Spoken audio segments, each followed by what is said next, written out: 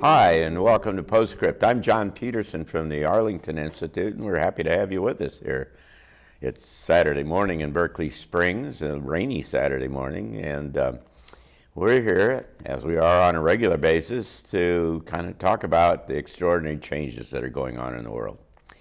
It's kind of part of our companion program called Berkeley Springs Transition Talks, where we bring people from all over the world who have something significant to say about this amazing kind of transition that we as human beings are making on this planet, and the new world that's emerging.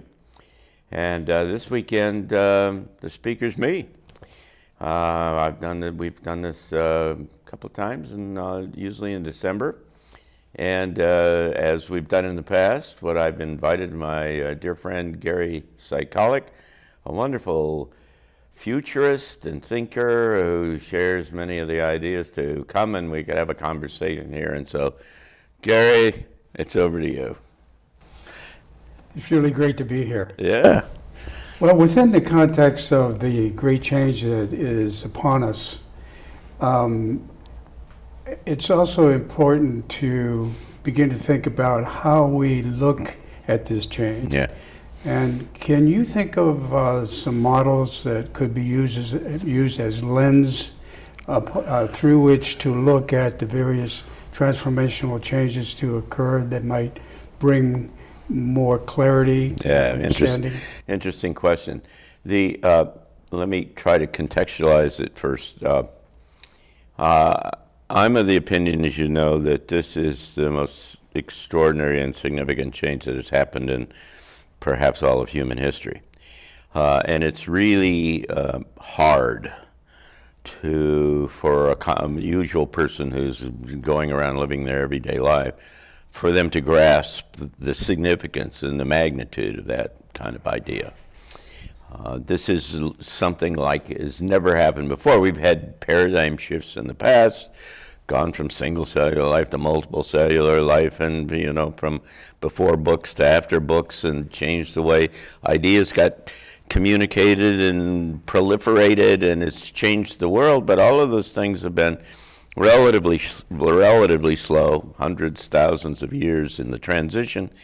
And the significance of what came out of the back end was, it's important, of course, but you could still see kind of the continuity between the previous age and this subsequent age. There is the distinct possibility right now, and there are plenty of indicators that suggest that this transition is unlike anything anyone's ever seen before. And first of all, it's faster. As a matter of fact, what we're going to talk about a little bit today is the very likely, there are many pointers that suggest that the sun is doing things that we've never seen before, and that there's likely to be a big solar flare that's happened sometime in the next few years, like a handful of years. And that in addition to having physical kind of changes to the planet, it also has biological changes. There is an interesting kind of coupling between the kind of the energy and the intelligence, if you will, of the sun and the biological entities that live on the planet, to say nothing about this similar kind of coupling and relationship between people and the Earth, and Mother Earth and Gaia and so on. And so it's a big, complex, integrated, interdependent system, and it's going through a giant, rapid change. The transitions in the past, you can plot them back, and you get about a 10 times increase in information and complexity in the subsequent era relative to the previous era. And there are guys like Ray Kurzweil who are saying that this century is going to see 1,000 times the change than the last century, just in technological terms. And that's just conventional, straight-ahead projection kinds of extrapolation things. That has nothing to do with the weirdos, fire from the sky kind of things that now seem to be in play. And we can talk about more of that if you'd like to. But in that context, It is when everybody's trying to go to work and make a living and, you know, and deal with the kind of issues that we got every day. It's really kind of hard to move people up into a space to where they start to say, wow, this is a big deal.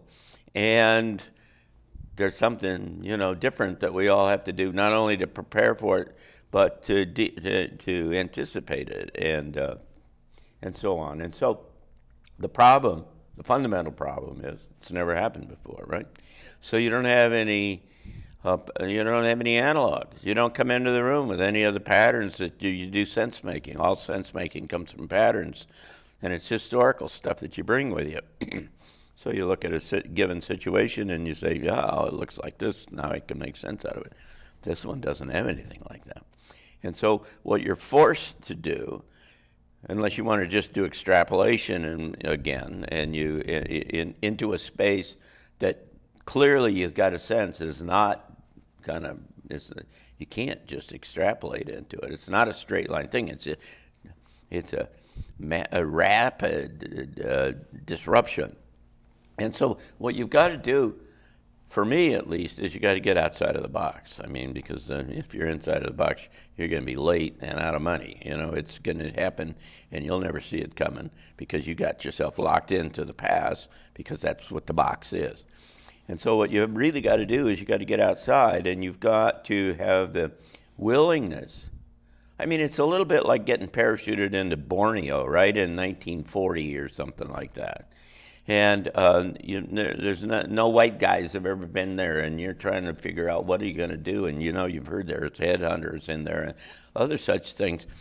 I mean, you're not going to bring Western society into that. I mean, you've got to be really open to all kinds of new things because it's a whole new kind of context. And so that's why I think, I mean, first of all, this is the biggest thing that's ever happened. So, I mean, this is really important. And secondly, therefore, let's get outside of the box and try to figure out how this works. And so I'm willing to look at all kinds of people that propose that they have, and they have track records and have some credibility in being able to see how things operate in from other dimensions, and whether it's channelers or psychics or guys like Cliff High who are doing amazing kind of pattern extraction from linguistic kind of things that are going on that are all based upon the idea that people are all psychic and so on. I mean, you cannot make sense out of this in conventional kind of terms. And so what I think is that initially, to answer your question, you have got to at least be able to open yourself up to the possibility that there is really quite a different way that this all works. And that the only way that because nobody's ever been there before, the only way that you can make sense out of that and position yourself, do contingency planning if you want. How do you get ready for? I mean, this is a big deal. It's all coming. It's going to come in a hurry. How do you get ready for that? Well, you got to know what might happen, and that means you got to get outside and get permeable, as I say, and let all this information in. And you got to be discriminating. You got to, you know, you can't buy everything that every crazy guy says. But nevertheless, you got to be open because the new ideas are going to come in, and something like this never happens without precursor kind of early indicators or weak signals. So they're there for the person who wants to be sensitive and look at it, and that's what I try to do. So in terms of obstacles that would preclude an individual or group to look at the transformation that's occurring in a new and flexible way, how would you categorize these obstacles that exist? And I'm referring mostly to obstacles that are inside as opposed to outside. Well, it's combinations of things. It's both outside and it's inside, because we're locked into a world where we live that is defined in significant ways by the outside, by all these institutions, governments and churches and families and religions and on and on and on, that all tell us who we are and try to manipulate us and That's true. With most of those people understand to a certain degree, but it seems to me that the arena that is not transparent, well, it is in fact transparent because they don't see it. Right. And it exists in emotions, it exists in mental constructs and so forth, belief structures, attitudes, and so forth. So it seems to me that in addition to all the institutional change that's going to take place, there has to be a maturation psychologically Yep. of the populace Absolutely. on the planet. And so would you care to comment? Yeah, and I don't think it's the populace writ large. I think like anything, you've got a leading edge, and you've got some folks who are going to buy into this earlier and adapt to and prepare themselves. But the the essence of this is that it seems to me is that number one, you have to learn how to think differently because this does not lend itself. There's too many moving parts, and there's no way that logically and linearly you can effectively make sense out of all of this. Take it from me. I sit here with all this stuff coming from all different kind of sources, and you just sometimes, as you know, in our conversations, you just kind of back away and say, "What the crap is going on? I mean, this is just crazy." And so you cannot deal with this only linearly, and so what I would argue or suggest is what this whole transitional kind of process is doing is driving humans into a new space to be able to think differently and deal with things differently, and in particular balance the linear with the intuitive, so the left brain and the right brain. And so now you can you have a facility and a familiarity with being able to reach down and grab ideas and grab answers and other kinds of things that you have a sense of knowing that you know it's right, but you haven't built all the logic about why the thing is, because that's the only way with the metabolism and the complexity of this environment that you're going to be able to effectively deal with it. So number one, you got to have this balance kind of thing. Number two, then you got to get yourself into a space where you have effectively delinked yourself from the religions and the government and other kind of stuff. I mean, you got to live in that space. I mean, they're all there.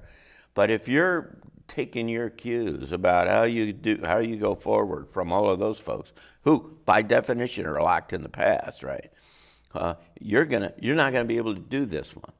And the crux of that whole process is that they all generate fear.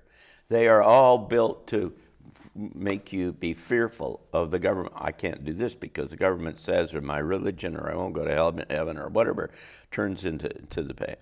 And so what you have to do, and we'll talk about that a little bit today, is you have to back yourself away and realize who you are as an essential piece of all that is, and that you have access to this information, all this wellspring of information that you can intuitively access and other kind of things, and that you don't need to be connected in the way that we all historically have been before. And what that is frees you up to be able to essentially run, to catapult yourself into this new space. Within that point of freedom and flexibility and so forth, would you comment on the aspect of arrogance in our society that may intervene in understanding what is happening? Well, sure. I mean, listen, if you're not crazy, what you have is a framework. You have a paradigm that tells you how things work. And it's the reason why it tells you and gives you that confidence of how things work is because it's been consistent in the past, and you've gotten the feedback in the past, and so it keeps telling you this is the way it works. This is all you got to do is listen to all these crazy guys on television who are handicapping Donald Trump and whatever and all that kind of stuff, and they're all saying this is the way it works, because none of them are saying there's a big flare coming out of the sun and it's going to change everything. No, they're all locked into that whole business.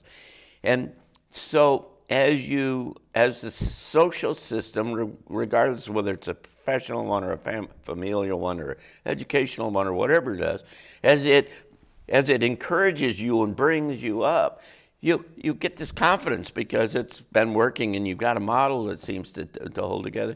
You have this confidence that you know what you're talking about. And the fact of the matter is, in this kind of space, nobody knows what they're frickin' talking about. I mean, this is just as nothing. And so if you don't have that permeability and you're not open to the new ideas, because this is nothing if not capturing the new ideas to allow for this evolution of humanity. That's what this is about. A new level of consciousness, literally, there's TED Talks about new humans. It seems like this is the age where experts fall by the wayside. Well, of course they do, and they always have in their own way. I mean, if you experts only work if there's no change. I mean, right, exactly. I mean, if you just got flat kind of stuff, then yeah, you can. But I mean, if it goes into another space that nobody's ever been there before, they don't know. I mean, and the experts are kind of like high priests. They're not too receptive of new ideas or people embodying the new ideas. So we have a little tussle going on. Yeah. Well, there's all kinds of money and reputations and other kind of things, and they got to protect that stuff. So if we had a model that we could use to look at the entire overview and contextually position things and use that same model to help us understand what's going on, and instead of fighting the change, move with it in a way that's that understands the systemic aspects of it. And so can you comment on that perspective of what we could do to facilitate the change instead of setting up a block to it? Well, again, I come back to say that some people are ready for this and some people aren't. Right. And the people that aren't are going to be the experts and the whatever, among other things, who all think they've got this wired and they got it figured out, and they're going to get surprised, and there's effectively not much you can do about that. They are not going to overnight wake up and see the world in a whole different way. And so, like I say, there's a leading edge. There's a group that have started, and they're all over the world. You can find them in almost every society in the world, and they have been getting ready for this in either explicit or implicit kind of ways. They have known that there's big change, and whether it was just personal development that they were trying to do to get themselves, because they knew that there was a need to do that. However they've defined it themselves, they have gotten themselves into this place to be able to participate in this transition, and they are prepared to go out and find alternative information and the other kind of things that are giving something other than the story that comes out of the center of the box, and so there's. Essentially, you got a couple things. First of all, you have to have some kind of an idea about what you think is going on, because if you don't have any context or any framework from which to make sense out of this, then you can see that there's a whole lot of change and it's going and it's chaotic and everything, and then it's disruptive and stress producing and so on. And so you got to have some kind of a notion that this is going in a good direction, and you got some ideas about where it's going, and so that needs to be a part of the thing. And then the essential nature, the essential kind of characteristic of this in terms of humans is the emergence of a new human being, however you want to define that. And what I would suggest is that it is a multidimensional one that is open to other kind of things. I mean, there are characteristics that are given to us from many other sources, saying that you're kind of at one with everybody else and with nature and in whole different ways, and the competition goes away, and that you're more cooperative, and literally the Bible, all kinds of historical and ancient writings all talk about this new era being 1,000 years of peace. Well, some folks are saying it'll be 15,000 years of peace. Whatever it is, it's really different, because If you walk yourself back from that and say, what has to happen between now and then that people don't deal with their disagreements with violence, I mean, that is a really big thing. And so you need to understand and get some sense of the mechanics. That's what we're going to talk about today a little bit, about how this transition might happen and how different groups prepare and react to the whole thing. And so it's really kind of leaning forward and understanding that this is really going to be a different and a new thing, and that here's your chance. This is it. You can play, and you can lean forward and get into it or not. You think it's possible to put together a program that would attract leaders in both government and you've corporate to essentially, again, facilitate the process that's occurring? Well, you've touched on something that's really critical here that I've been thinking about the last couple of days, and that is the whole notion of leaders. You know, it's tough enough to get a good leader just in conventional kind of terms. I mean, absolutely. Yeah. I mean, there's all kind of skills, there's some sense of self, there's all kinds of things, there's knowledge, there's all kinds of things that just to make a company operate or an organization operate, you can't just go out on the street and grab somebody. There are special kind of people who do that, but they're leaders in one place, and they may not be leaders in another place because they do not understand that kind of environment. And what we've got here is a whole different emerging environment. So what you need is leaders who have an understanding of where this is potentially going, what this new world might look like, and what might be between here and there, and have the confidence to be able to provide kind of direction and hope for people. Because absent leaders and a vision about where this is going, all you get is chaotic behavior and uncertainty. And let me tell you, that's a recipe for ulcer or something. That particular arena seems critical to me to move through this transition with the least amount of suffering and grief. Yeah. And so this program that has to do with leadership and so forth also can morph into oversight, foresight, et cetera, et cetera. Absolutely. And it provides the orchestration to some degree from an institutional basis is how we can adapt to these transformational changes and do so in a way that is meaningful and appropriate. Absolutely. I mean, so this isn't just people or individuals. This is, like you suggest, institutions and technologies and capabilities and other things, because there is stuff coming along that will allow us to make sense out of all of the moving parts and be able to understand what might be happening and where it's going in ways that we've never been able to do before.